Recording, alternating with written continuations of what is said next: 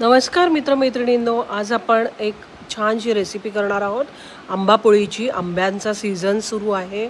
मस्त पिकलेले छान 5 ते 6 हापूस आंबे मी घेतलेले आहेत. इकडे थोडे अर्धे कच्चे पक्के होते. सालं काढलेली आहे ह्याची स्वच्छ धुवून आणि त्याच्यानंतर बारीक फोडी करून घेतलेल्या आहेत या. आणि त्या आपण मिक्सरला छान याचा स्मूथ असा पल्प करून घेऊया. ही रेसिपी ना इतकी चटकदार आणि चविष्ट लागते ना की कोकणात ना प्रत्येक घरात ही रेसिपी बनतेच. याचा आपण छान पल्प आता तयार झालेला आहे.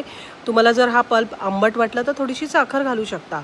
हे पिकलेल्या आंब्यांचं असल्यामुळे ना ह्याला काही गाळून घ्यायची गरज नसते. याच्यामध्ये मी छान 1 चमचा चिली फ्लेक्स आणि अर्धा चमचा चाट मसाला घातला आहे आणि छान मिक्स करून घेतलेला आहे.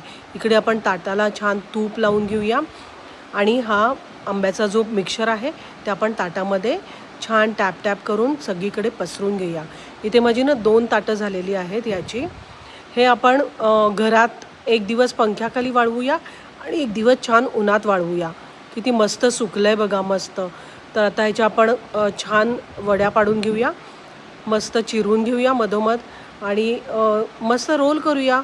किती सुंदर आणि चटकदार आणि टेम्पटिंग वाटते ना ही आंबापोळी खायला. जशी दिसते ना तशी खायलाही अशी इतकी सुंदर.